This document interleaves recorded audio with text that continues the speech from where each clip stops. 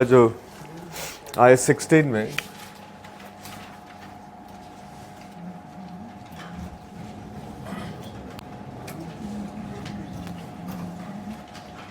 Property plant and equipment और transaction जो हम पढ़ रहे हैं इसके अंदर वो है जी disposal of non current asset. कल हमने एक क्वेश्चन किया उसका अगर आप टी अकाउंट जो आपने कल बनाया उस टी अकाउंट को अगर हमने स्टेटमेंट फॉर्म में बनाना हो, ठीक, अगर हम उसको स्टेटमेंट फॉर्म में बनाएं तो बना लेंगे आप? बना के देखें कॉपी पे बनता है आपसे वही अकाउंट स्टेटमेंट फॉर्म में अगर आपने बनाना हो। बिल्डिंग अकाउंट था ना? तो देखें कॉपी पे उसको बना के देखें स्टेटमेंट फॉर्म में अगर आपने बनाना हो।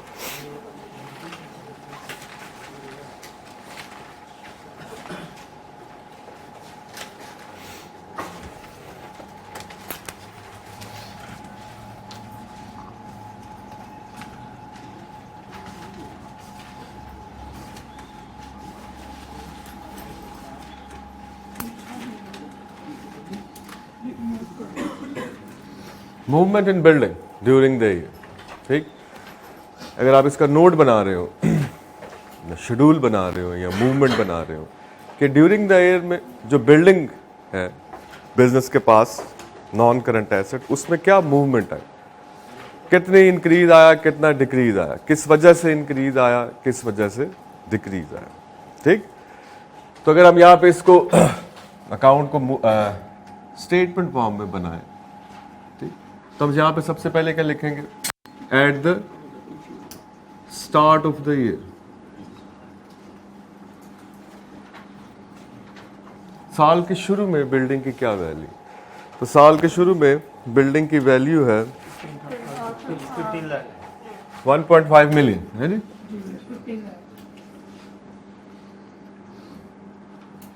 15 लाख ये आ गया साल के शुरू में। अब ड्यूरिंग द ईयर दो ट्रांजैक्शन होती है, एक एडिशंस होते हैं और दूसरा डिस्पोजल्स होते हैं, ठीक हो गया। एडिशंस जब आप लिखेंगे तो हमने देखा हमारा अकाउंट जो है वो क्या हो रहा है? डेबिट। इसका मतलब है एडिशंस जो है वो इसको इंक्रीज करेंगे, डेबिट डेबिट प्लस, ठीक हो गया। अब कितने के डेबिट्स हैं, एडिशंस कितने के हैं? एक है एडिशन 4 लाख रुपए का, एक है 5,50,000 का और एक है 7 लाख, ठीक हो गया। तो आप यहाँ पे लिख सकते हैं जनाब एडिशन 550,000।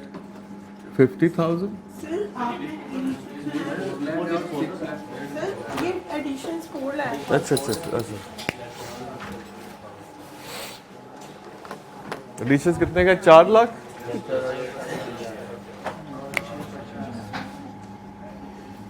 और दूसरा कितने का? 400,000 एंड 650,000 के एडिशन आए। फिर हमने डिस्पोजल की, डिस्पोजल। अब डिस्पोजल से मुराद ये है कि अकाउंट हमने किया क्रेडिट। अब जब हमने इसको क्रेडिट किया है तो इसका मतलब है debit credit means minus, cancel होगा। इसका मतलब है कि इसको डिक्रीज करेंगे। तो कितने से डिस्पोजल हमने किया? यहां पर आपने उसकी नेट बुक वैल्यू लिखनी, जो आपने अकाउंट में क्रेडिट किया कल वो वैल्यू आप लिखेंगे। क्या वैल्यू निकाली हमने डिस्पोजल की? Eight the time of disposal 37,422 और दूसरी 58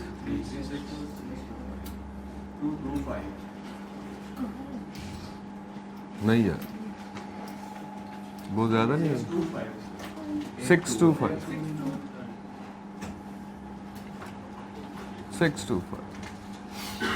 डिक्रीज कर। इसके बाद एक और एंट्री है हमारी और वो क्या है? डेप्रिसिएशन।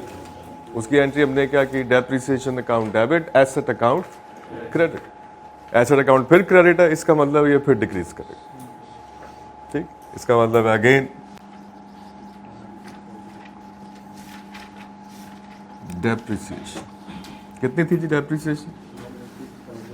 टोटल जो निकाली हमने 506। यहां पर आपने वर्किंग्स का रेफरेंस दे देना है।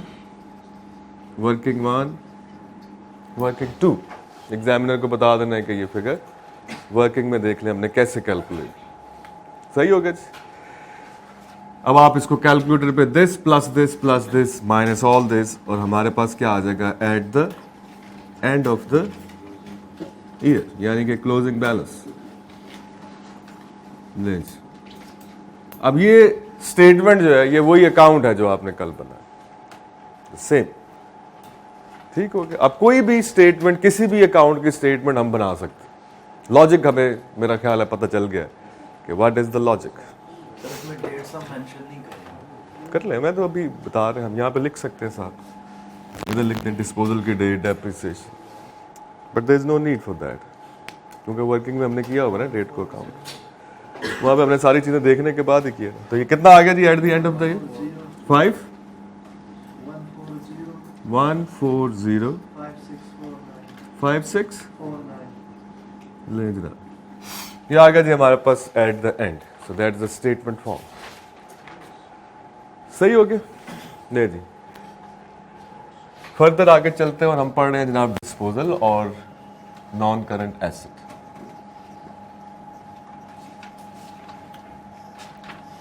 Disposal of non current asset, और हमने कल वाली एग्जांपल में ये बात की कि आपने जनाब एक एसेट दिया बेच, और before the end of the useful life, और उससे पैसे आ गए या आ जाएंगे, सही हो गया। लेकिन समटाइम्स डिस्पोजल जब हम करते हैं तो हम क्या करते हैं जनाब, अपना एक पुराना एसेट जो बेच रहे होते हैं उसके अगेंस्ट हम एक नया एसेट ले लेते हैं, ठीक। इसको हम क्या कहते हैं? इसको हम कहते हैं एक्सचेंज ऑफ एसेट्स, एक्सचेंज कर लिया, ठीक। आपने अपना पुराना एसेट दिया और जिससे नया एसेट खरीदना था उससे आपने डील की कि भाई ये हम आपसे नया एसेट खरीदना चाह रहे हैं, इसके बदले हम आपको अपना एक पुराना एसेट दे दें, जो बाकी हिसाब किताब बनता है वो हमें बता दो, हमसे और कैश लोगे या हमें कुछ कैश वापस करोगे, यही होगा ना। कि आप एक नई मशीन खरीदना चाह रहे हैं सप्लायर से आप बात करते हैं जनाब के कितने की मिलेगी या व्हाटएवर, आप उसे कहते हैं जी हम आपको पेमेंट इस तरह करेंगे कि एक हमारे पास पुरानी मशीन पड़ी है, आप उसके में भी डील करते हैं, एक तो आप हमसे वो ले लीजिएगा, उसकी वैल्यू लगा लेते हैं, और जो प्लस माइनस कैश बनता है या आप हमें दे दें या हम आपको कैश दे दें, दोनों में से कोई एक बात ही होगी, ऐसे ही है, ठीक। अब जब इस ट्रांजैक्शन में आपका जो ओल्ड एसेट होगा उसकी जो वैल्यू कैलकुलेट होगी या वैल्यू जो डिसाइड होगी दोनों पार्टीज के दरमियान, उसको हम कहते हैं normally trade in value, that is called as trade in value या पार्ट एक्सचेंज वैल्यू। कि जब हमने एक्सचेंज ट्रांजैक्शन की है उसमें जो उसको वैल्यू असाइन की गई है that is part exchange value या ट्रेड इन वैल्यू, ठीक हो गया। अब हम कह रहे हैं जनाब कि हम डिस्पोजल के टाइम एक एसेट डिस्पोज ऑफ कर रहे हैं और उसी वक्त हम एक नया एसेट खरीद भी रहे हैं। एक वक्त में दो काम हो, आप डिस्पोजल भी कर रहे हैं और आप नया एसेट खरीद भी रहे हैं, ठीक हो गया। जैसे फॉर एग्जांपल हम कहें जी कंपनी लिखें, एक छोटी सी एग्जांपल लिखें फिर उसको आगे लेके चलते। Company has a machine, a company has a machine costing 100,000. A company has a machine costing 100,000. Purchase on 1st January 2015. Purchase on 1st January 2015.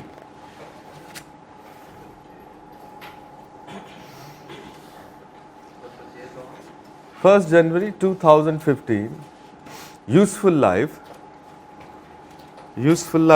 5 years, residual value 10,000.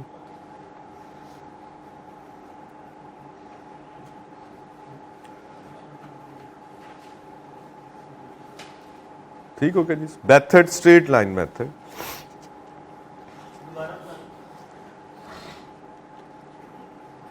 क्या था? जनवरी 2015, sorry on 1st January 2015 a company purchased a machine costing 100,000. 1 January 2015 machine खरीदी गई जिसकी cost है 1 लाख, जिसकी residual value है 10,000, इसकी useful life है 5 साल, डेप्रिसिएशन मेथड है स्ट्रेट लाइन। हो गया जी। ले जाओ, अब लिखें आगे। On 1st July 2017, on 1st July 2017, the company decided to purchase a new machine,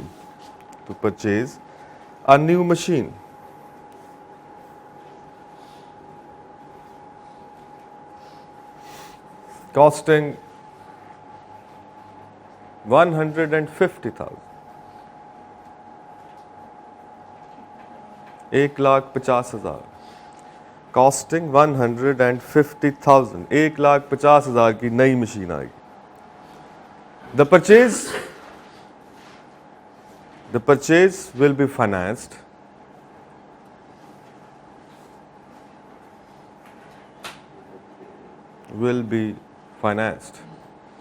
यानी कि पैसे कहां से आएंगे जी? किस तरह से आएंगे? The purchase will be financed through exchange of an old machine,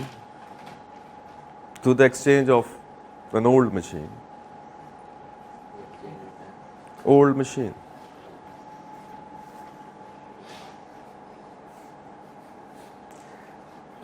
The trade-in value of the old machine is 70,000.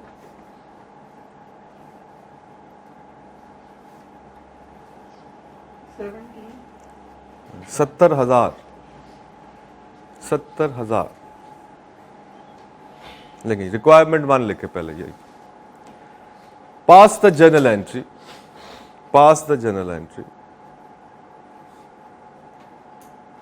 at the time of exchange of assets. Pass the journal entry at the time of exchange of assets. यानी कि 1 जुलाई 2017 को क्या entry होगी जब asset exchange? Pass the journal entry to record the exchange of asset. ठीक हो गया? ले जरा डिस्पोजल की एंट्री क्या की हमने? What is the entry for the disposal? जी sir, disposal of an asset की डबल एंट्री क्या था?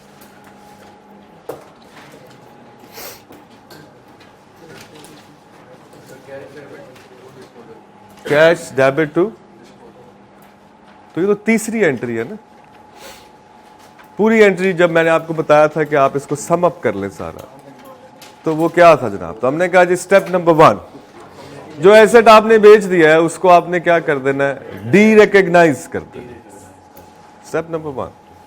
अब जब आप एसेट डी रिकॉग्नाइज करेंगे तो हमने कहा जनाब किसी भी एसेट के लेजर के अंदर 2 अकाउंट होते, एक उसका कॉस्ट अकाउंट, दूसरा उसका अकामुलेटेड डेप्रिसिएशन। ठीक हो गया? अब आपकी जो ओल्ड मशीन है वो आपने कब खरीदी? जनवरी 2015 में। कब तक इस्तेमाल की? जून 2017 तक, यानी कि तकरीबन 2.5 years.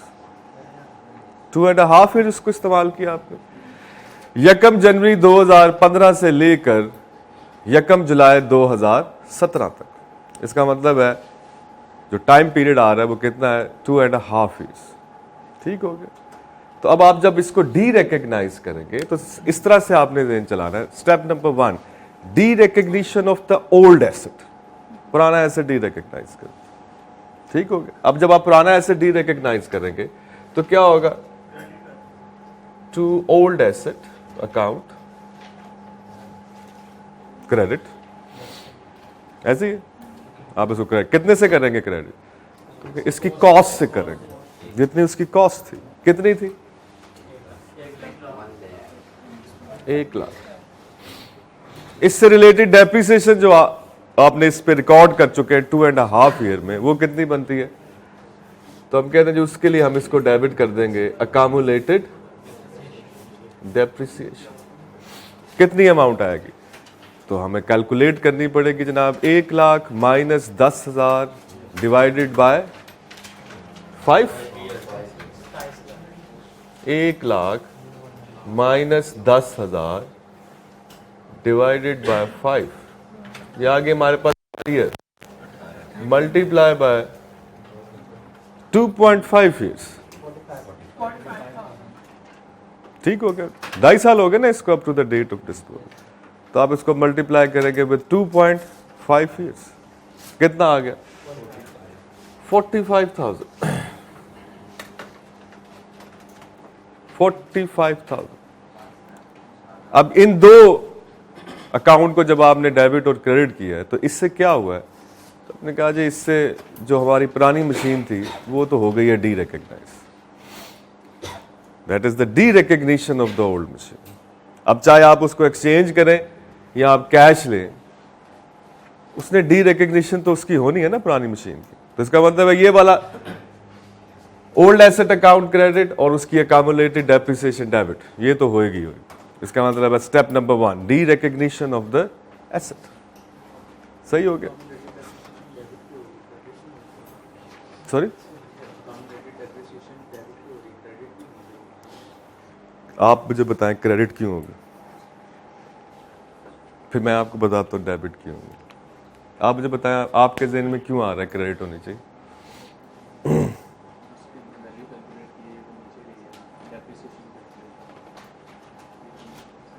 Depreciation, accumulated depreciation credit कब होती है? आपके ज़हन में क्या है, कब क्रेडिट होती है?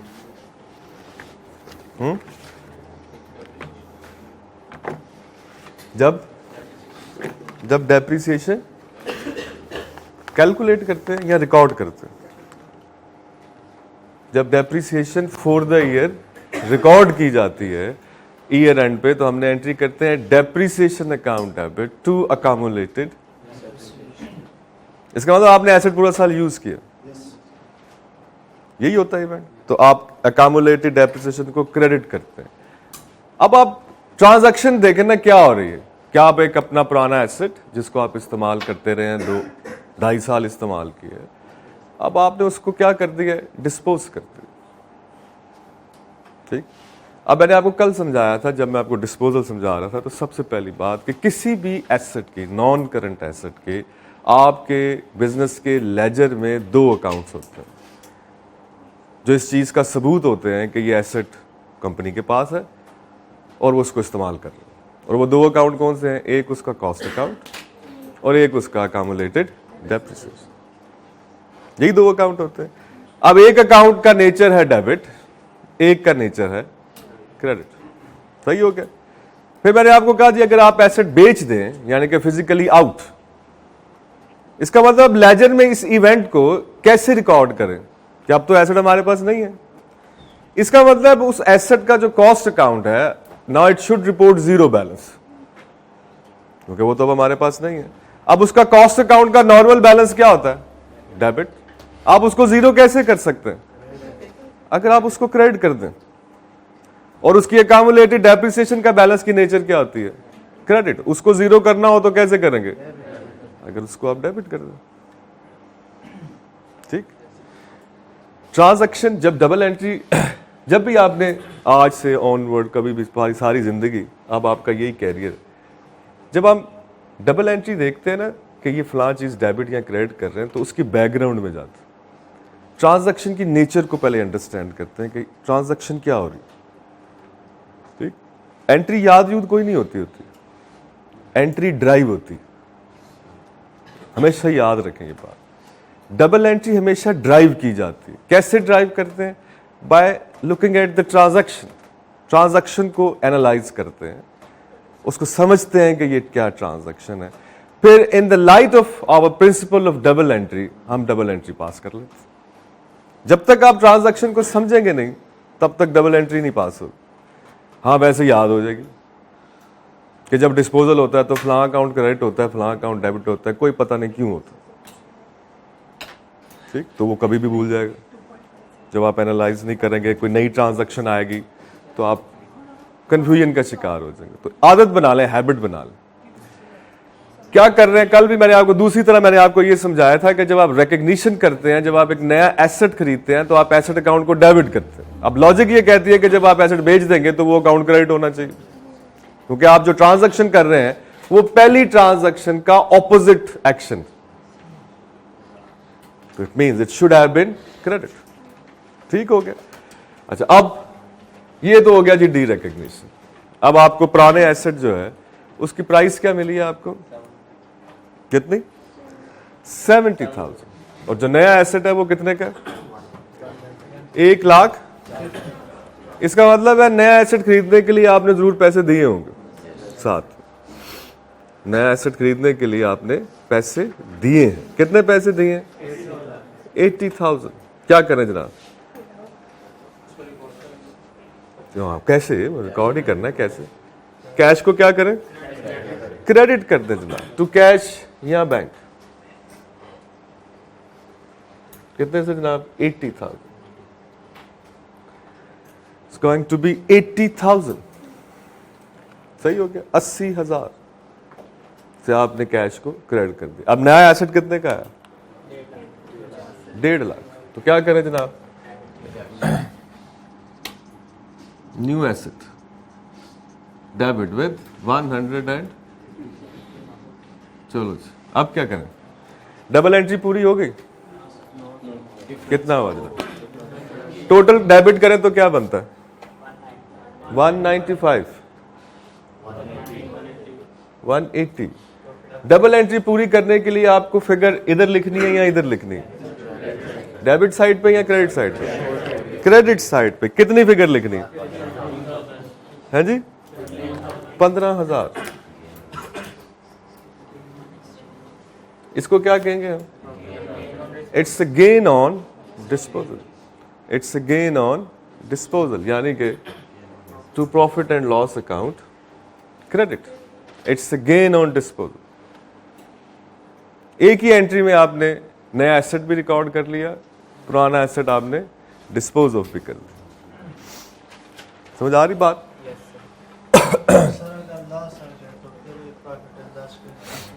सॉरी करेंगे, लॉस आ जाए अगर, फॉर एग्जांपल कैसे आएगा लॉस, अगर मैं इस क्वेश्चन में थोड़ा चेंज करता हूं, फॉर एग्जांपल मैं चेंज करता हूं जनाब, हमने जो कैश दिया नया एसेट खरीदने के लिए वो हमने लिया 1 लाख रुपए, ठीक। अब ये वाली एंट्री और ये तो सेम रहेगी और ये भी सेम रहेगी। आपने नया एसेट लिया 1,50,000 का, जो पुराना एसेट आपने एक्सचेंज किया उसकी एक्यूमुलेटेड डेप्रिसिएशन थी 45,000, उसकी कॉस्ट थी 1 लाख। इसका मतलब ये तीन चीजें तो सेम। अगर मैं ये कह दूं कि कैश हमने 1 लाख रुपया दिया तो आप कैश को क्रेडिट कितने से करेंगे, 1 लाख। अब आप देखें debit side of the entry का टोटल बनता है 1,95,000, क्रेडिट साइड का टोटल बनता है 2 लाख। इसका मतलब अब आपको डबल एंट्री के अमाउंट्स पूरी करने के लिए इक्वल डेबिट क्रेडिट आपको किस साइड पे फिगर चाहिए, we need on the debit side, so it's 5,000। ये क्या है, it's a loss on disposal. So the profit and loss को हमने कैलकुलेट करना है एज ए बैलेंसिंग फिगर, इसको हम कहते हैं एज ए बैलेंसिंग फिगर, जिससे डबल एंट्री की डेबिट्स और क्रेडिट पूरे हो जाए। अगर आपका बैलेंसिंग फिगर P&L का क्रेडिट साइड पे आ रहा है तो it represent gain on disposal, अगर ये डेबिट साइड पे आ रहा है it represent loss on disposal, क्योंकि हमें पता है कि P&L गेन से क्रेडिट होता है और लॉस से डेबिट होता है। सही हो गया। तो ये एंट्री हमारी क्या है जनाब, that is normally part exchange हो गया जनाब।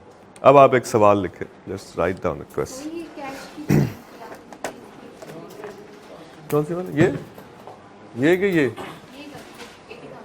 हमने क्वेश्चन में लिखा कि आपने जब नया एसेट लिया तो आपने जिससे एसेट परचेज किया है उसको पुराने एसेट के साथ साथ 80,000 रुपया भी दिए, ठीक हो गया। तो 80,000 जब आपने पेमेंट की है तो कैश अकाउंट क्या हो जाएगा, क्रेडिट विद 80,000। चलिए सवाल लिखे जरा।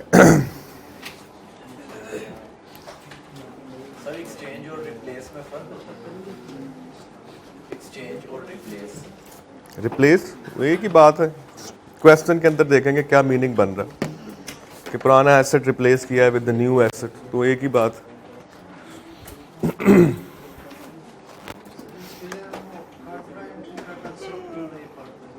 कौन सा कॉन्सेप्ट? कॉन्ट्रा एंट्री मतलब?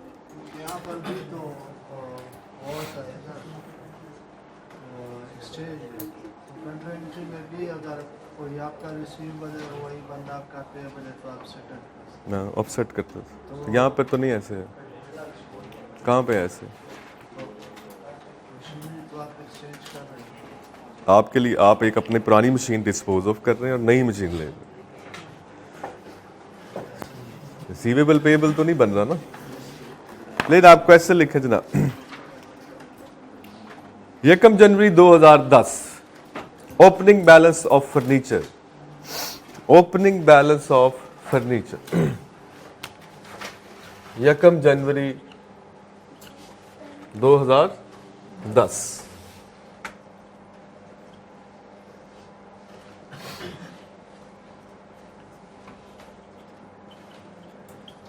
ओपनिंग बैलेंस फर्नीचर, और ये है जनाब 35,000 and this is net book value, और ये है जी net book value.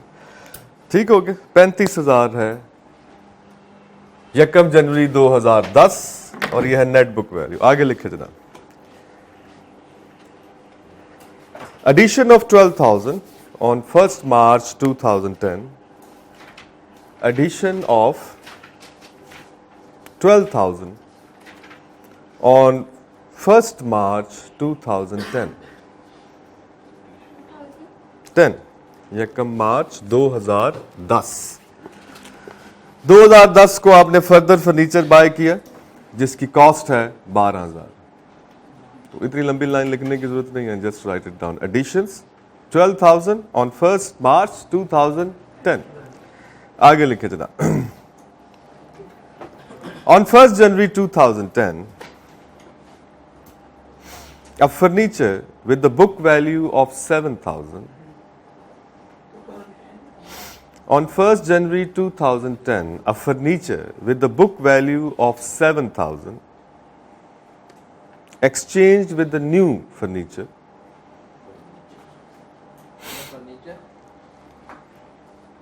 on 1st January 2010, furniture with the book value of 7,000 exchanged with the new furniture costing 20,000.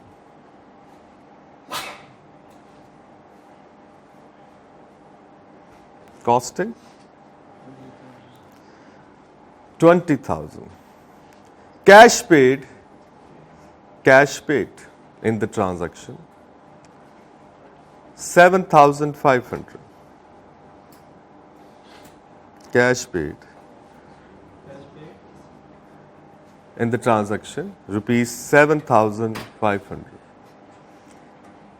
Date of depreciation is 15% WDV. Date of depreciation is 500, 7,500. Date of depreciation is 15% WDV. Prepare the furniture account. Account बनाना है आपने, या आपने ये बनाना movement बनानी है, या आपने अकाउंट बनाना है। ठीक, जो आपका दिल करे अभी आप वो बना सकते हैं। ठीक, ले जनाब, अगर आप इसको सॉर्ट आउट करें, सॉल्व करें, तो आपका यहाँ पे देखें, you can do it like this. एक तो आप खुद करिएगा, एक मैं आपको बता रहा हूँ कि आप किस तरह कर सकते हैं। At the start, green marker नजर तो नहीं आता होगा ना, तो ये रखते क्यों है यहाँ पे? At the start of the year कितना है जी फर्नीचर? तो क्या जनाब, at the start of the year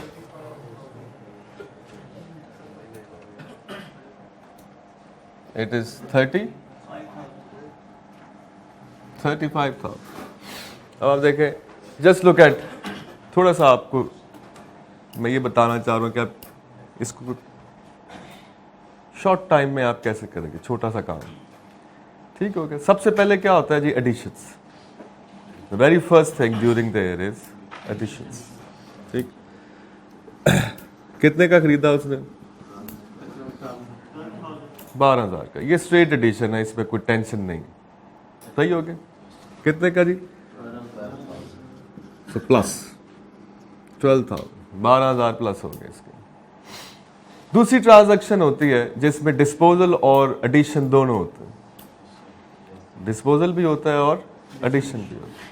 ठीक, अब आप देखें, आपने जो डिस्पोज किया उसकी बुक वैल्यू कितनी उसने बताई आपको? डिस्पोजल बुक वैल्यू कितनी? 7,500। इट्स अ माइनस, ऐसे ही।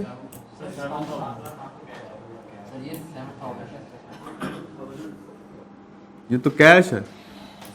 बुक वैल्यू कितनी? 7,000 is the book value. Minus करते हैं इसको। अब नया एसेट कितने का आया वो उसने आपको बताई। कितनी कॉस्ट?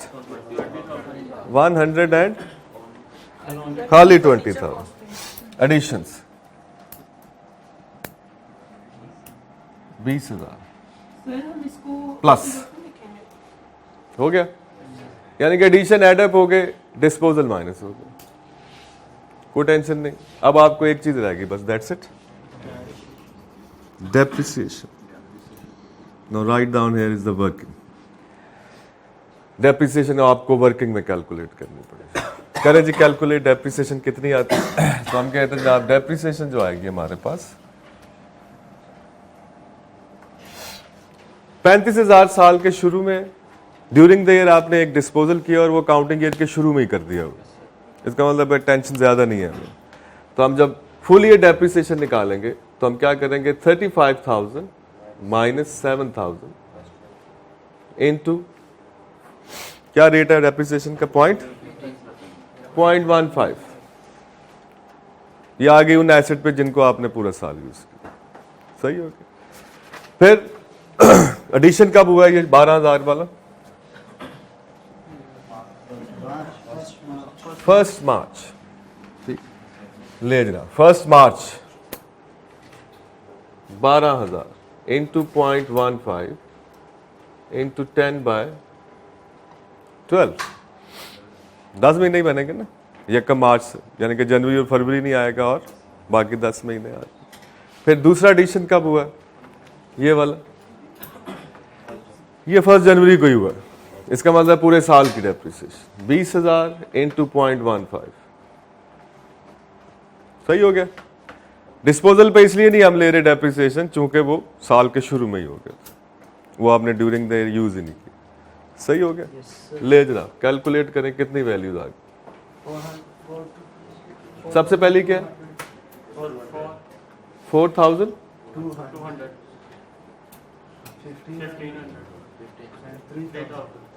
चलो ऐड कर लें।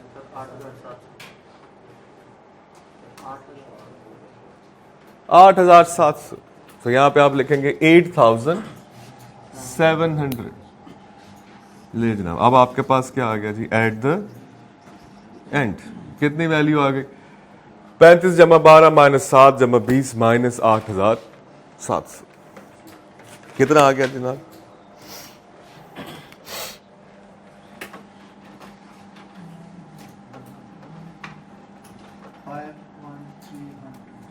5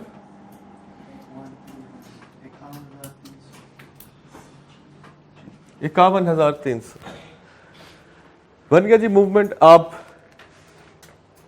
और ये एग्जाम में acceptable, this working is very much acceptable. जी सर। सर यहाँ पे कैलकुलेशंस जो है उनका आंसर ये तो नहीं आ रहा। 35,000 प्लस 12,000 सर अब सही होगा। जी सर। यही मैं आपको बता रहा हूँ कि अगर हमें ये कहा जाए कि आप एसेट की मूवमेंट बना दें तो हमें जरूरत नहीं है ना, वो हमारी वर्किंग यहाँ पे नहीं आ रही। लेकिन अगर हम प्रॉफिट एंड लॉस बना रहे हो तो आपको वो वर्किंग करनी पड़ेगी। जैसे अब मैं आपसे कहूँ कैलकुलेट गेन और लॉस ऑन डिस्पोजल, जो पार्ट एक्सचेंज हुआ है उस पर गेन आया या लॉस, कैलकुलेट करें कितना आया। कैलकुलेट द गेन और loss on the part exchange.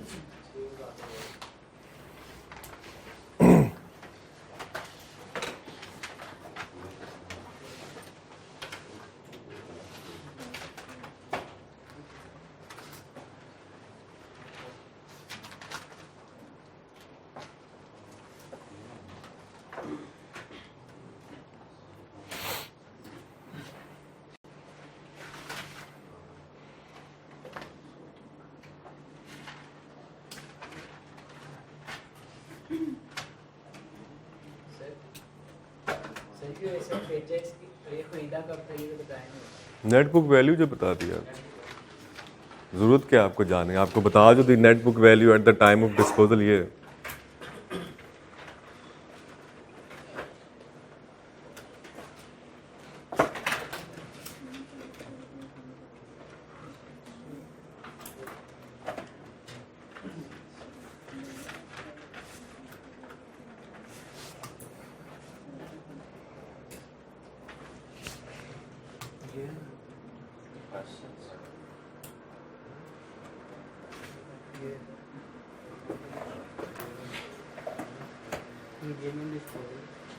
पाँच 500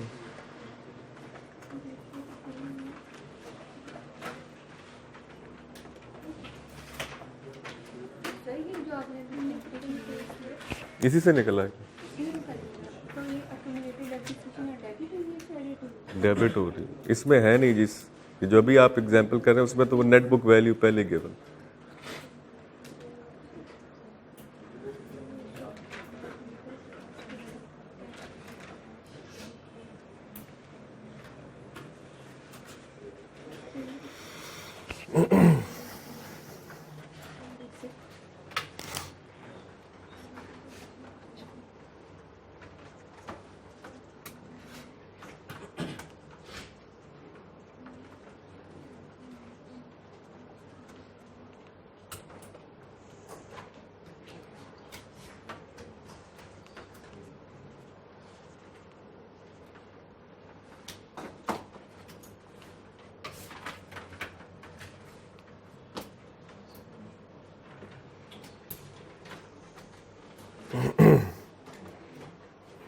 हो गया जी, निकला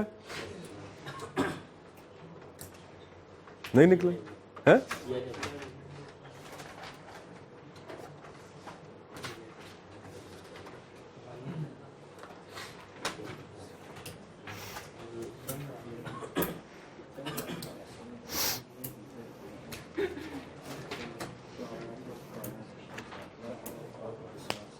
ये देखिए, अभी आप जो नया सवाल कर रहे हैं उसमें अगर आप ये ढूंढ रहे हैं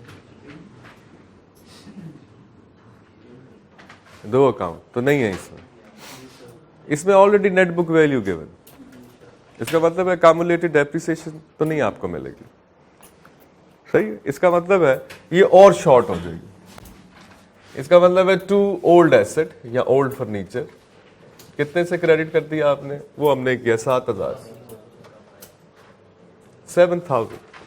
आपने कैश कितनी पेमेंट की, 7,500 टू कैश 7,500। आपने नया फर्नीचर कितने का ले लिया, फर्नीचर न्यू 20,000। चलो जी, now look at how to put in the balancing figure. Where you need the balancing figure, we need it on the credit side. इसका मतलब P&L क्रेडिट हो रहा है। कितनी चाहिए बैलेंसिंग फिगर, इसका मतलब गेन ऑन डिस्पोजल कितना है, 5,500। 5,500 सही हो गया। अब आप देखें, अब मैंने एक ये इक्वेशन लिखी है, अब look at this equation. Gain और लॉस अगर आप कैलकुलेट करना चाह रहे हैं डिस्पोजल में, तो ये दो चीजों का डिफरेंस है, sale proceeds minus net book value at the time of disposal. इसका मतलब डबल एंट्री आप इक्वेशन फॉर्म में ले, सेल प्रोसीड में से अगर जो एसेट आपने डिस्पोज किया है उसकी नेट बुक वैल्यू माइनस कर रहे हैं, तो आपके पास या गेन आ रहा है या लॉस आ रहा है।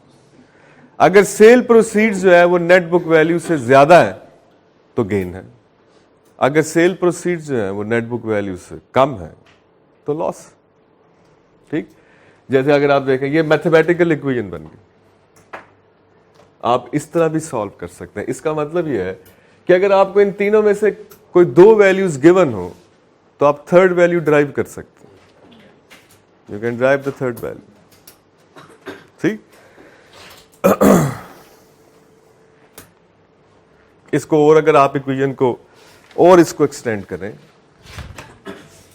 ये समझ आ रही है इक्वेशन ये जो मैंने ऊपर लिख दी। ठीक, अब अगर हम इसको और थोड़ा सा एक्सटेंड करें इस इक्वेशन को,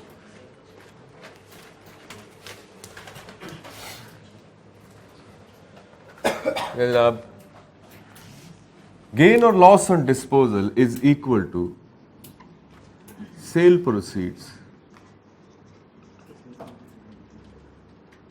minus cost accumulated depreciation. Sale proceed is equal to cost minus, ठीक। अब आप देखें गेन और लॉस। अब मैंने क्या किया, नेट बुक वैल्यू को खोल दिया मैंने। नेट बुक वैल्यू किसके इक्वल होती है, कॉस्ट माइनस accumulated। इसका मतलब अब आपके पास कितनी फिगर्स बन गई, 1 2 3 और 4। अब अगर आपको कोई 3 फिगर्स गिवन हो तो चौथी फिगर आप ड्राइव कर सकते।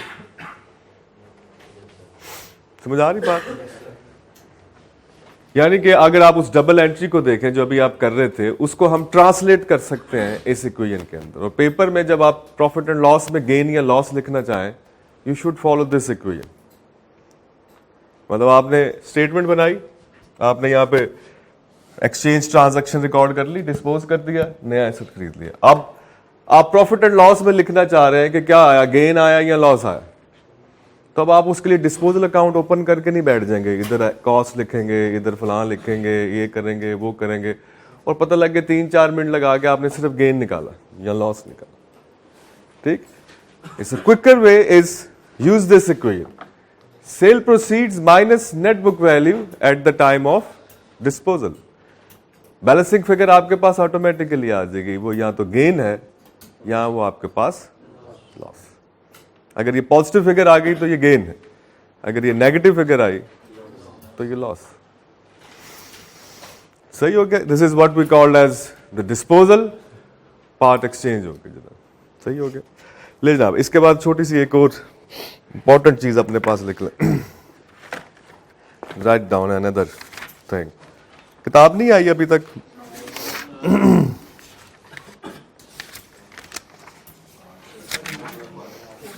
Sorry,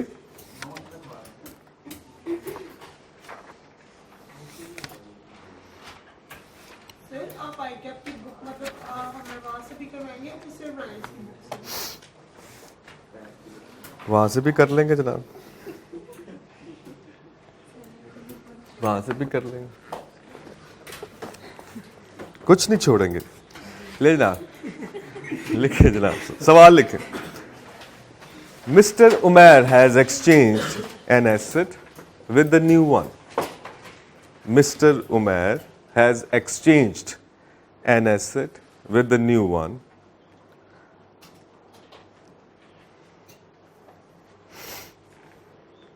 The cost of old asset, the cost of old asset and its accumulated depreciation, the cost of old asset and its accumulated depreciation at the date of disposal is rupees 40,000, 40, rupees 40,000, 40,000. The cost of the old asset and the accumulated depreciation at the date of disposal is rupees 40,000 and rupees 13,000 respectively.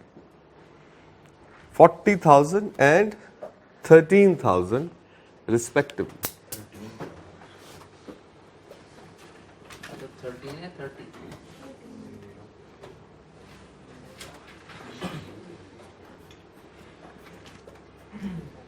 ले जनाब, cost है 40,000 और accumulated depreciation 13,000. Cash paid to settle the transaction was rupees 18,000. Cash paid to settle the transaction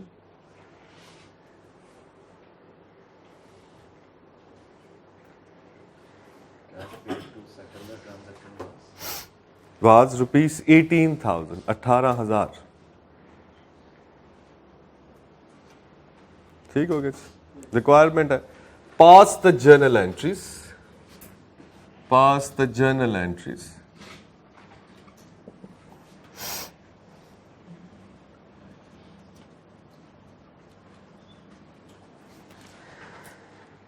Under 3 independent scenarios, pass the journal entries under 3 independent scenarios. Scenario number 1.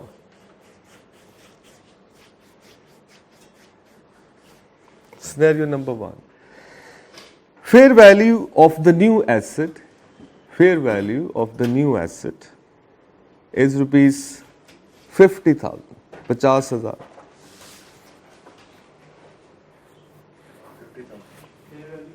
Fair value of the new asset is rupees 50,000, 50,000. Number 1. Number 2 scenario. Fair value of the new asset is not known. Fair value of the new asset is not known.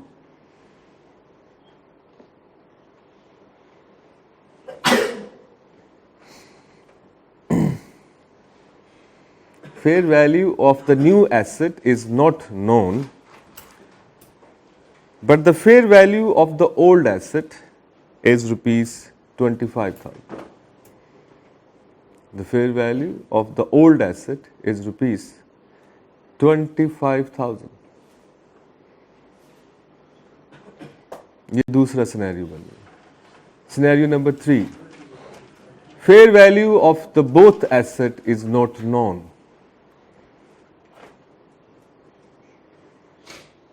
Fair value of the both asset is not known.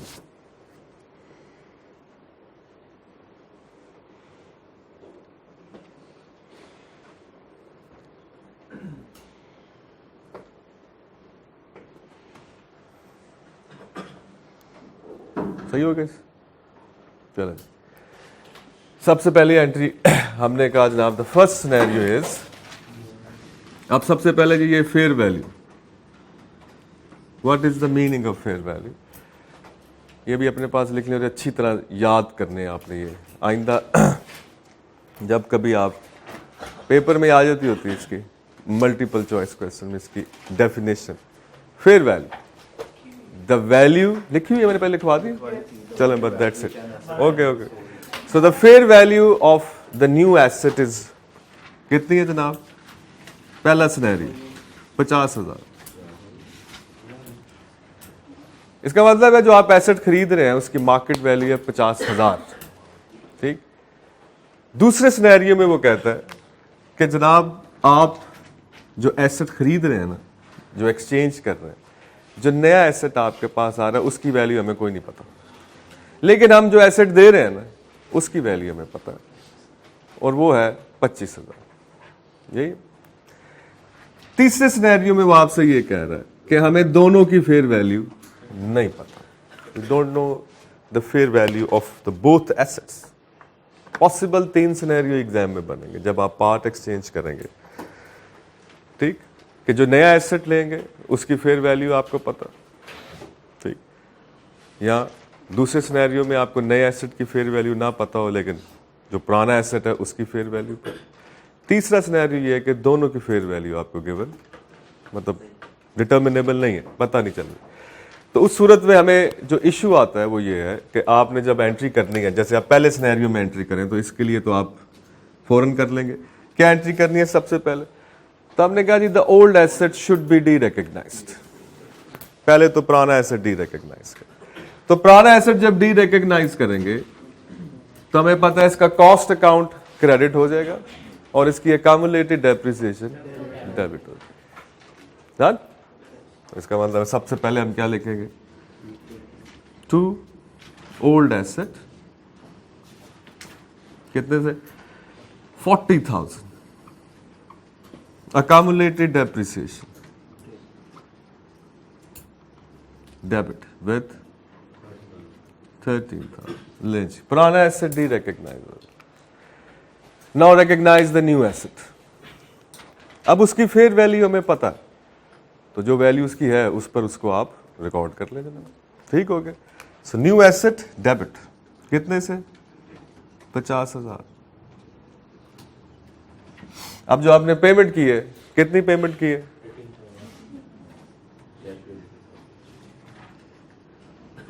To cash 18,000।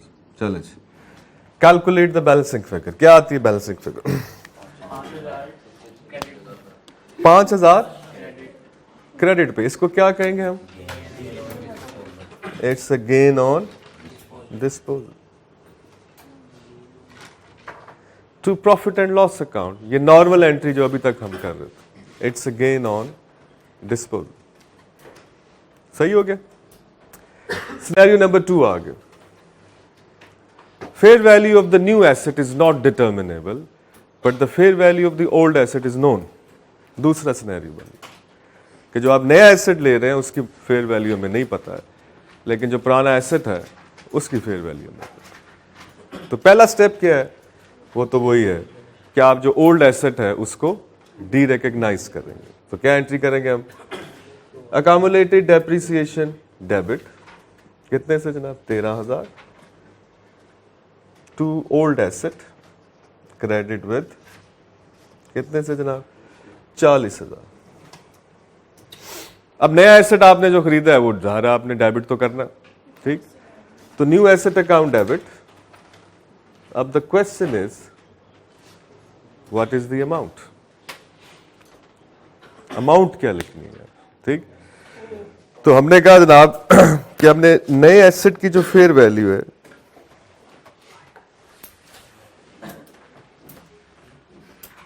तो नए asset की value जो है वो हम यहां पर क्या लिखेंगे? तो हम कहते हैं हमें इसकी वैल्यू नहीं पता, लेकिन हमें ये पता है कि जो इसको खरीदने के लिए जो हमने दिया वो एक पुराना एसेट है, उसकी फेयर वैल्यू हमें पता। वो कितनी है जनाब? तो हमने कहा जी वो 25,000। कहते जी 25,000 इसको खरीदने के लिए हमने एक दिया in the shape of asset, दूसरा हमने इसको कैश दिया। तो ये टोटल हमें पड़ गया है कितने का? 25,000 जमा 18,000। तो कितना बन गया? 43,000। 43,000। और कैश आपने कितना दे दिया जनाब? That is 18,000। चलो जी, now calculate the balancing figure. किसको? सिनेरियो आपने लिखा है अपने पास। हमने कहा जी आपने एसेट एक्सचेंज किया है, ठीक? पुराना एसेट दे के नया एसेट लिया। 3 इंडिपेंडेंट सिनेरियोज। पहले सिनेरियो में हम ये कह रहे हैं कि जो आपने नया एसेट लिया है उसकी फेयर वैल्यू हमें पता है, और ये routine scenario, this is the routine. उस सूरत में हम क्या करते हैं एंट्री? हमने कहा जी जो नया एसेट आपने खरीदा उसको आप डेबिट करें, पुराने एसेट को डी रिकॉग्नाइज करें, जितनी पेमेंट की उसको रिकॉर्ड करें। अब आखिरी स्टेप ये है कि आप डेबिट और क्रेडिट को कंपेयर करें, बैलेंसिंग फिगर कहाँ पे चाहिए, वो यहाँ गेन है या लॉस है ऑन एक्सचेंज। तो हमें चूंकि बैलेंसिंग फिगर क्रेडिट साइड पे चाहिए थी तो हमने कहा जी it's a gain on disposal. पहली एंट्री समझ आ गई? ये वही रूटीन एंट्री। अब हम आगे सेकंड इंडिपेंडेंट सिनेरियो में, यहां पे वो हमें ये बता रहा है कि जो आप नया एसेट ले रहे हैं ना उसकी फेयर वैल्यू डिटर्मिनेबल नहीं है, हमें पता ही नहीं कितनी, लेकिन हम आपको ये बता देते हैं कि जो आपने उसको खरीदने के लिए पुराना एसेट दिया उसकी फेयर वैल्यू हमें पता है, और वो कितनी है? वो है 25,000। लिखा हुआ है ना आपने? Fair value of the old asset is 25,000। अब हमने कहा जब आप इस सिनेरियो में ये ट्रांजैक्शन रिकॉर्ड करेंगे तो पहला स्टेप तो वही है, पुराना एसेट डी रिकॉग्नाइज कर दिया। कैश पेमेंट की वो भी की हमने, 18,000 का क्रेडिट, ये भी वैसे ही आ गया। इसका मतलब है अगर आप इस ट्रांजैक्शन और इसको देखें तो 1 2 3 ये वैसे ही आ गए एज इट इज। अब जब आप नए एसेट को डेबिट करने लगे तो पता ये चला कि वो इसकी तो वैल्यू नहीं पता हमें, ये कितने का है। तो IAS 16 ये कहते हैं इसकी वैल्यू अगर आपको डायरेक्टली नहीं पता है तो हम इसको कैलकुलेट कर सकते हैं इनडायरेक्टली। कैसे? कि ये जो नया एसेट आपने खरीदा है इसको खरीदने के लिए आपने ट्रांसफर क्या किया है सप्लायर को? तो हमने कहा एक तो कैश किया है उसको 18,000, और क्या किया है? और हमने उसको अपना एक पुराना एसेट दिया। वो कितने का था? उसकी मार्केट वैल्यू कितने की है? 25। इसका मतलब है नया एसेट आपको पड़ा 25,000 जमा 18,000 का, तो उसकी वैल्यू आ गई। तो 25,000 जमा 18,000 कितना बन गया? 43,000। अब फिर वही स्टेप, डेबिट टोटल करें, क्रेडिट टोटल करें। देखिए बैलेंसिंग फिगर कहां प्लग इन करनी पड़ती है? डेबिट साइड पे प्लग इन करनी पड़ेगी या क्रेडिट? Debit side. इसका मतलब है 2000 debit, profit and loss account debit. इसका मतलब इसको हम क्या कहेंगे, it's a loss on disposal. कितने का? 2000 का। ठीक हो गया। अब आ गया तीसरा scenario. In the third scenario क्या है सिनेरियो, ना हमें नए एसेट की फेयर वैल्यू पता है, ना हमें पुराने एसेट की फेयर वैल्यू। इसका मतलब है स्टोरी ये है कि ये वाली एंट्री, ये वाली एंट्री और ये वाली एंट्री ये तो एज सच ही आएगी, क्योंकि पुराना एसेट तो डी रिकॉग्नाइज करना ही करना है आप। तो क्या एंट्री करेंगे, accumulated depreciation debit, accumulated depreciation debit to old asset credit to cash। तो accumulated depreciation है 13,000, ओल्ड एसेट है 40,000 और कैश है 18,000। अब आपके पास आया जी स्टेप, ये जो नया एसेट है इसको जाहिर होना तो ये डेबिट ही है। Now what is the amount. अब स्टैंडर्ड ये कहता है ना फेयर वैल्यू आपको पता है नए एसेट की ना पुराने की। अब इसकी वैल्यू कैसे ड्राइव होगी, कहता जी आप नेट बुक वैल्यू लें, जो आपने एसेट दिया उसकी नेट बुक वैल्यू ले लें। वो कितनी है, तो 40 माइनस 13 कितना बनता है, 27,000 प्लस जो आपने कैश दिया 18,000। 27,000 जमा 18,000 कितना बन गया, 40, चलो 45,000। अब अगर आप इसको देखेंगे बैलेंसिंग फिगर निकालेंगे तो वो नहीं आएगी कोई भी, it's already equal because this transaction is on no profit no loss. ठीक हो गया। थर्ड सिनेरियो में जब आपको दोनों की फेयर वैल्यू नहीं पता है तो नए एसेट की वैल्यू कैसे ड्राइव की, net book value of the disposed asset plus cash paid. अगर आपको कैश रिसीव हो रहा हो तो फिर क्या होगा,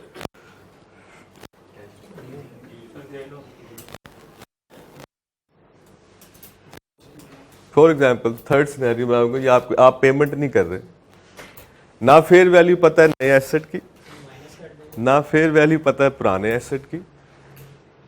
थोड़ा सा गौर से सुन, ऐसे कह रहे हैं आप। अब आपने एंट्री करनी है, आपको तीसरे सिनेरियो में आपको ना पता है फेयर वैल्यू नए एसेट की। सारी स्टोरी यही है, पेमेंट करने की बजाय आपने पेमेंट किया 18,000 की, आपको 5,000 रुपये सप्लाई जिससे आपने खरीदा है उसने आपको नया एसेट भी दिया है और साथ में 5,000 रुपये भी दिए और आपसे पुराना एसेट ले लिया। अब क्या होगा, डबल एंट्री क्या करेंगे अब हम कहते हैं अब अगर ये सिनेरियो बन जाए तो हमने कहा जी पहला काम तो डी रिकॉग्निशन है, वो तो होना ही होना। Is it accumulated depreciation debit to old asset credit 40,000 और 13,000। अब सिनेरियो ये है कि ना फेयर वैल्यू नए की पता है ना पुराने की, लेकिन जिससे हमने नया एसेट लिया है उसने हमें नया एसेट भी दिया है, साथ में 5,000 रुपए का कैश भी दिया। ठीक हो गया। इसका मतलब है कैश अकाउंट डेबिट कितने से, 5,000। Now the new machine debit कितने से, ठीक हो गया। आप कहेंगे नेट बुक वैल्यू है इसकी 27,000, तो बजाय पेमेंट करने के हमने पेमेंट रिसीव की -5,000। इसका मतलब है नई मशीन कितने से डेबिट होगी, 22,000 से। याद रहेगी बात, ऐसे भी हो सकता है पेपर। सर ये जो कैश आपने डेबिट किया, मतलब इस सिनेरियो में तो डेबिट की बात होती है, मतलब कैश तो एक हम ऐसे खरीदते वक्त या उसको एक्सचेंज करते वक्त लिया और उसको दोनों जगह पे रिकॉर्ड करना है। नहीं बेटा, मैं इंडिपेंडेंट सिनेरियो, इंडिपेंडेंट का मतलब आप पिछले सिनेरियो से का ताल्लुक नहीं है इसके साथ। पहले 3 सिनेरियोज में हमने ये कहा है, सादा सा रूल स्टैंडर्ड का एक्सप्लोर किया। स्टैंडर्ड कहते हैं समटाइम्स आप जब पार्ट एक्सचेंज करेंगे तो रूटीन ये है कि जो नया एसेट ले रहे होते हैं उसकी वैल्यू ज़ाहिर डिटर्मिनेबल होती है फेयर वैल्यू, तो वो रूटीन नंबर 1 ये है। नॉर्मली ये ट्रांजैक्शन चलती है। एक्सेप्शन क्या हो सकती है कि आप नया एसेट जो लें उसकी फेयर वैल्यू डिटर्मिनेबल नहीं, लेकिन जो आप एसेट दे रहे हैं उसकी फेयर वैल्यू डिटर्मिनेबल। तो फिर नया एसेट की वैल्यू कैसे कैलकुलेट होगी। 25,000 अगर आप कैश पेमेंट कर रहे हैं तो आप उसमें ऐड कर दें, सही है ना। Fair value of the old asset plus cash paid. तीसरे सिनेरियो में हमने कहा जनाब कि वो डिटर्मिनेबल नहीं थी, तो हमने net book value plus cash paid करी। ये 3 डिफरेंट सिनेरियोज हैं। अब यहां से मैंने एक चौथा सिनेरियो बना लिया कि ये भी हो सकता है ना कि आप पार्ट एक्सचेंज करें, आपको फेयर वैल्यू नहीं पता नए एसेट की ना ही पुराने एसेट की, तो आपने इसके साथ मैंने डील की, इसने मैं कहा यार ये नया एसेट जो तुम्हारे पास पड़ा है ये मुझे दे दो, और मेरे पास एक पुरानी जापानी मशीन पड़ी है वो ले लो, इसके पास है चाइनीज मशीन। ऐसे ही होगा ना प्रैक्टिकल। उसने कहा जी ये कर लें ट्रांजैक्शन, इसको मैंने अपनी पुरानी मशीन दी, चाइनीज मशीन ली, इसने मुझे मशीन भी दे दी, ट्रांसफर कर दी और साथ में मुझे पैसे भी भेज दी। इसका मतलब क्या बना? इसका मतलब है कि मेरी मशीन जो मैंने ट्रांसफर की है उसकी वैल्यू ज्यादा थी समहाउ। ऐसी अब मैं जब नई मशीन अपनी बुक्स में रिकॉर्ड करूंगा तो पुरानी मशीन की बुक वैल्यू माइनस जो कैश रिसीव हुआ, इसका मतलब है नई मशीन मुझे कितने की पड़ी? 22,000 रुपये, इसे 22,000। ये सिनेरियो बना। इसका मतलब अगर आप पे कर रहे हैं तो ऐड होगी, अगर आप रिसीव कर रहे हो तो माइनस कर देंगे। You are going to determine the cost. So there are different scenarios और ये आपने याद रखने। सही हो गया?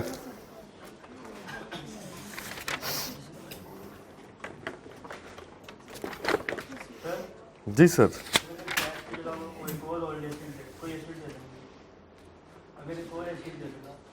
तो वो भी रिकॉर्ड कर लें, उसकी वैल्यू जो फेयर वैल्यू माइनस कर दें। सही हो गया ना? तो वो अलहदा रिकॉर्ड हो जाएगा, दूसरा एसेट अलहदा रिकॉर्ड हो जाएगा। देखो ना क्या कर रहे हो, कैश डेबिट कर रहे हो ना, अब उसने कोई और एसेट तुम्हें दे दिया वो भी रिकॉर्ड कर लो, उसकी वैल्यू डिटर्मिनेबल है ना, वो यहां पे रिकॉर्ड करो, इसमें से उसकी वैल्यू माइनस करो, ये दूसरा आ जाएगा। तो कैश भी तो एसेट ही है ना, कि कैश एसेट नहीं होता? तो सवाल तो सेम रहा कि कैश की जगह कोई और एसेट दे दे, तो इसका मतलब है तो एसेट ही, तो कैश भी तो एसेट ही है ना, कि कैश को सिर्फ कागज ही समझते हो? तो पाकिस्तानी करेंसी को तो कागज ही समझते हो।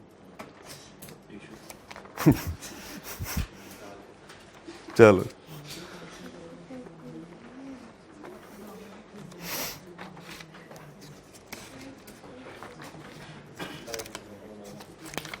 जनाब एक होमवर्क नोट कर लें आप अपने पास, कल हम इस क्वेश्चन को डिस्कस भी करेंगे, आपने घर पे ट्राई भी करना है। ये मैं अभी फोटोकॉपी दुकान पे रखवा दूंगा, वहां से आपने इसको कॉपी करवा लेना, ठीक? आई कैप की बुक का इसी का लिख लें अपने ऊपर। क्वेश्चन नंबर है 25। क्वेश्चन नंबर 25 सही हो गया? राइस की बुक का क्वेश्चन नंबर 25, ये पेज नंबर है 533 पे, पेज नंबर 533, क्वेश्चन नंबर 25। ये आपने घर पे ट्राई करना है, फिर कल हम इसको फर्दर आगे लेके चलेंगे, ठीक हो गया?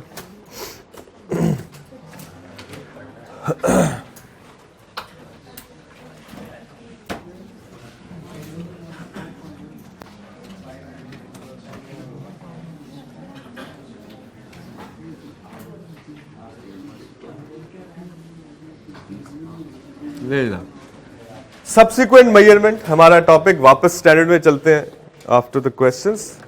वापस दोबारा स्टैंडर्ड में, हमने जहां से स्टैंडर्ड को पढ़ना छोड़ा था क्या था जनाब? हमने कहा जी पीपी को सब्सिक्वेंटली मेजर करने के 2 मॉडल, एक हमने कहा जी कॉस्ट मॉडल और एक हमने कहा था रीवैल्यूएशन मॉडल। कॉस्ट मॉडल हमने थोड़ा बहुत जितना एक्सप्लोर करना था कर लिया हमने। कॉस्ट मॉडल क्या कह रहा है कि asset should be measured at its carrying value and the carrying value is equal to cost minus accumulated depreciation minus accumulated impairment losses। तो लॉसेस के लिए हम स्टैंडर्ड अलग पढ़ेंगे, वो बाद में आएगा, ठीक हो गया? अभी तक हमने कहा जी कॉस्ट माइनस accumulated depreciation, और फिर हम डेप्रिसिएशन के बारे में चले गए कि ये क्या होती है, देन उधर से हम डिस्पोजल पे चले गए। Now we are coming back.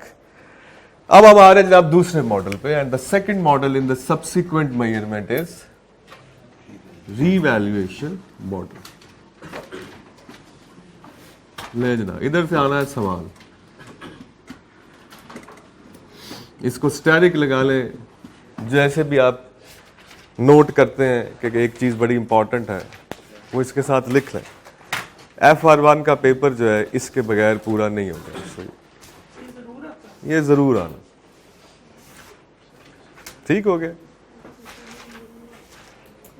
Examiner जो है इसके बगैर पेपर, क्वेश्चन पेपर पूरा नहीं होगा। ओके, सो मार्केट कि यहाँ नहीं आना।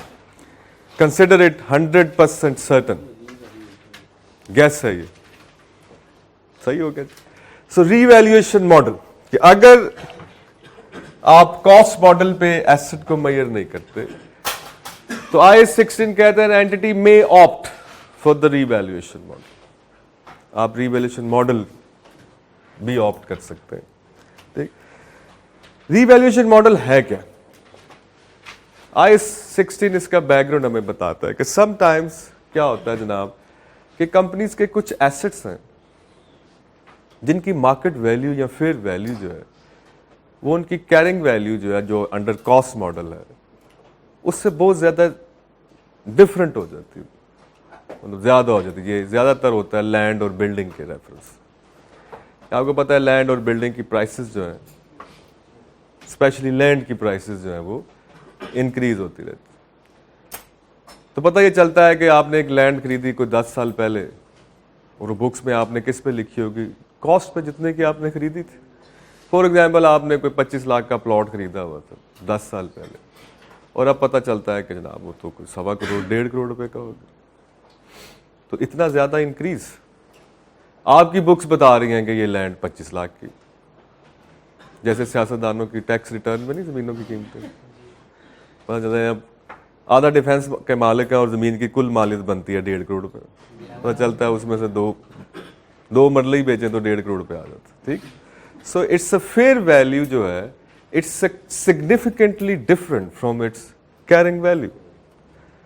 स्टैंडर्ड ये कहता है कि इतनी फर्क पड़ जाती है कि जो स्टेटमेंट में बैलेंस शीट के अंदर जो आप वैल्यू रिपोर्ट कर रहे हैं एसेट की, उससे उसकी जो ट्रू एंड फेयर व्यू है फाइनेंशियल स्टेटमेंट का वो डिस्टॉर्ट होना शुरू हो जाता है, यानी कि ट्रू पिक्चर सामने नहीं आ रही होती, because the value of the assets are different from there, ठीक, कैरिंग वैल्यू जो आप मार्केट वैल्यूज जो कहते जी। अगर ये सिचुएशन बन जाए तो एंटिटी को चाहिए कि अपने एसेट्स को रीवैल्यू कर लें, यानी कि उनकी जो मार्केट वैल्यू है उस पर उसको ले जाए।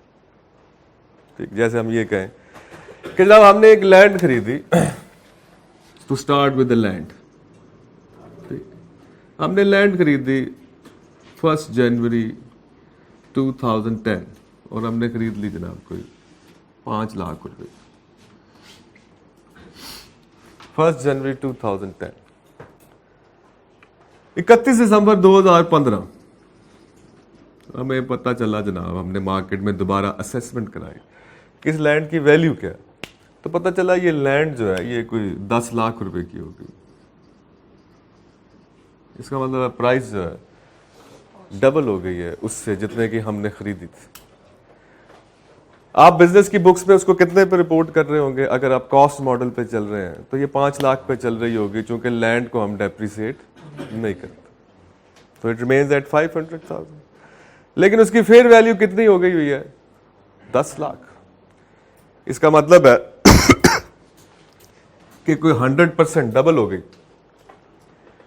इसका मतलब है कि बैलेंस शीट की वैल्यूज जो है वो बिजनेस के पास जो एसेट्स हैं उसकी ट्रू पिक्चर नहीं जा रही। ये तो 10 लाख का एसेट है, आप कितने का बता रहे हैं? 5 लाख रुपए। ठीक, अब IAS 16 ये कहता है कि ऐसे एसेट्स जिनकी फेयर वैल्यूज जो हैं उनकी कैरिंग वैल्यूज जो हैं, जो आप कॉस्ट मॉडल पे शो कर रहे हैं, उससे सिग्निफिकेंटली डिफरेंट हो जाएं तो आप ऐसे एसेट्स के लिए रीवैल्यूएशन मॉडल जो है वो ऑप्ट कर सकते हैं। इसका मतलब है आप इसको रीवैल्यू करें। अब अगर मैं इसको 31 दिसंबर को रीवैल्यू करूं, अब क्वेश्चन ये है कि कैसे करना है, इसका जर्नल क्या हो, व्हाट इज द जर्नल। ठीक, अब अगर मैं पूछूं जनाब जी सर क्या होना चाहिए जर्नल इसको 5 लाख से 10 लाख पे लेके जाना, तो हम कहते हैं एक बात तो समझ आ रही है, लैंड की वैल्यू में इंक्रीज आ रहा है। कितना का इंक्रीज आ रहा है? 5 लाख का। अगर आपने लैंड अकाउंट का जो बैलेंस है इसके ऊपर कितना बैलेंस आ रहा होगा, तो हम कहते हैं जी ये 5 लाख आ रहा होगा। अगर मैंने इसको बैलेंस 10 लाख करना है तो व्हाट शुड आई डू, तो मैंने 5 लाख डेबिट साइड पे और डाल दूं, ऑटोमेटिकली बैलेंस जो है इसका 10 लाख हो जाएगा। इसका मतलब है कि एक बात तो श्योर होगी, लैंड अकाउंट डेबिट कितने से, 5 लाख से। अब जब मैं 5 लाख यहां पे और लिखूंगा तो इसका बैलेंस कितना हो जाएगा, जो कि इसकी फेयर वैल्यू हो गया। अब द अकाउंटेंट साहब के ज़हन में ये भी है कि भाई क्रेडिट क्या होगा, डबल एंट्री भी तो करनी है, एक अकाउंट तो डेबिट कर लिया है, so which is the second account, ठीक। तो हम कहते हैं ये एसेट में इंक्रीज कैसे आया, कोई पैसे वैसे दे के आया, तो नहीं, पैसे तो नहीं दिए, सही।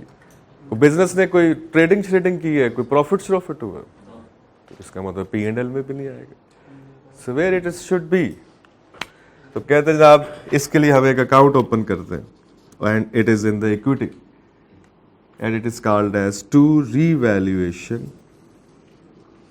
reserve account.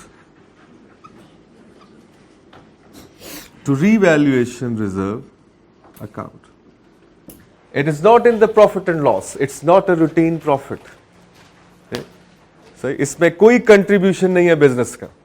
It's increase in asset is always taken as a gain. हमें पता है कि जब income होती है तो इनकम को हम क्या कहते हैं, income is always increase in asset. Whenever there is an income उसके कॉरस्पॉन्डिंग एसेट्स में इंक्रीज आता है। तो हम ये कहते हैं ये भी वैल्यू है, एसेट की वैल्यू इंक्रीज कर गई, समहाउ इट्स अ गेन, है तो गेन ही कि आपका एसेट जो है बैठे बिठाए 5 से 10 का हो गया, इसका मतलब है increase in the value of the asset, so है तो ये गेन ही। अब जब गेन है तो एसेट तो कर लिया हमने डेबिट, लेकिन क्रेडिट में हम नॉर्मली देखते हैं कि यहां तो लाइबिलिटी पड़ी होती, किसी से लोन पकड़ के हमने किया होता, अगर लाइबिलिटी ना हो तो ओनर साहब ने कैपिटल दिया होता, नहीं तो प्रॉफिट एंड लॉस में हमने क्या किया होता है, पैसे कमाए होते हैं, सेल्स की होती है, प्रॉफिट आ रहा होता है। अब यहां पर जनाब ना बिजनेस का कंट्रीब्यूशन है, ना आपने लोन पकड़ के किए हैं, तो हम इसे कहते हैं that is a revaluation reserve account, it's a family of equity. ये इक्विटी फैमिली का हिस्सा, इक्विटी मींस कैपिटल, ठीक, it is attributable to the owner, सही हो गया, उसके कैपिटल में इंक्रीज है समहाउ, और उसके इंक्रीज को हम सेपरेट रखने के लिए कि ये एक्चुअली उसने पैसे नहीं दिए, सही हो गया। ये इंक्रीज कैसे आ गया, ये मार्केट फोर्सेस की वजह से आ गया, फैक्टर्स जो आपके कंट्रोल में नहीं है उसकी वजह से आ रहा है।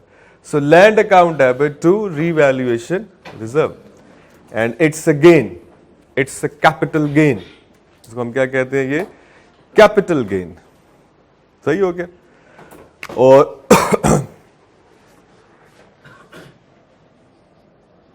It's a gain and it is a capital gain.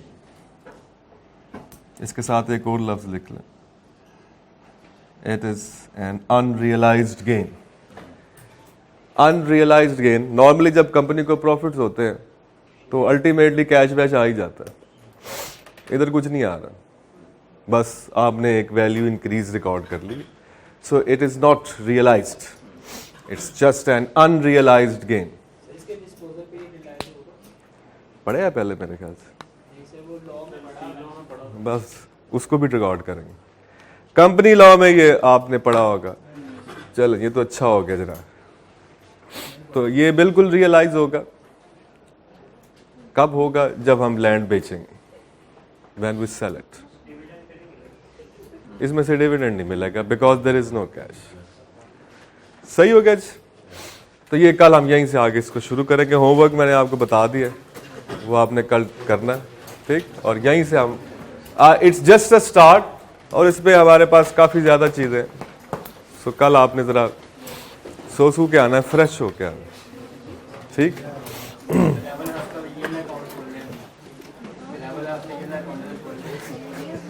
हाँ, बिलावल वाले नया अकाउंट खोलना है।